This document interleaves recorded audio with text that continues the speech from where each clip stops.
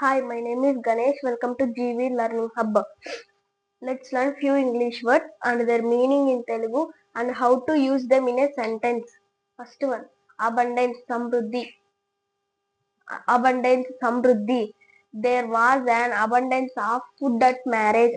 అంటే మనం ఏదైనా ఒక పెళ్లికి వెళ్ళినప్పుడు అక్కడ ఎక్కువ భోజనాలు ఉండేదాన్ని అబండెన్స్ అంటే ఎక్కువ, సమృద్ధి అంటే ఎక్కువ అనే సందర్భంలో అబండెన్స్ అనే పదాన్ని వాడగలుగుతాము. అకామిడేషన్, వసతి.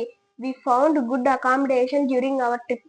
అంటే ఇప్పుడు మనం తిరుమల తిరుపతి దేవస్థానంకి వెళ్ళేటప్పుడు మనం వెళ్ళే దారిలో బాగా బాగా దొరికే కూర్చునేదానికి ఎక్కువ బాగా వసతిగా అంటే బాగా కూర్చునేదానికి అలా ఉండేదాన్ని అకామిడేషన్ వసతిగా ఉండే సందర్భంలో అకామిడేషన్ గా ఉండే అనే సందర్భంలో వాడతాము.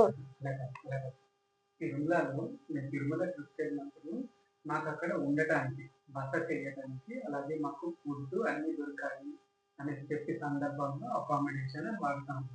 ఉండడానికి తినడానికి అన్ని ఏర్పాట్లు ఉంటే దానికి గుడ్ అకామిడేషన్ అంటారు. అబ్యూజ్, తిట్టుట. Please don't abuse animals.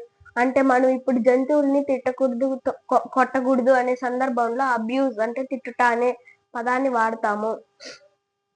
Acceptance, అంగీకారం. We wish for peace and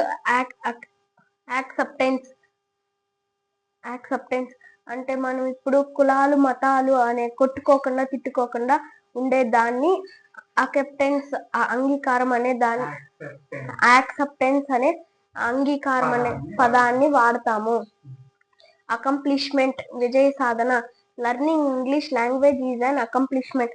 అని మనం ఇప్పుడు ఇంగ్లీష్ నేర్చుకునే దాన్ని కూడా ఒక అకంప్లిష్మెంట్, విజయ సాధన అని కూడా వాడతాము అనే పదాన్ని కూడా వాడతాము. అనే సందర్భంలో ఈ పదాన్ని వాడతాము. అక్యూజేషన్, నేరారోపణ. The accusation on him is not true. అంటే ఇప్పుడు ఒక అబ్బాయి వేరే వాళ్ళ పెన్సిల్ తీసుకున్నాడు అని నిందేయడం, వాళ్ళు ఎవరు చూడకుండా ఉండేదాన్ని అక్యూజేషన్, నేరారోపణ అనే సందర్భంలో కూడా వాడతాము. Thank you.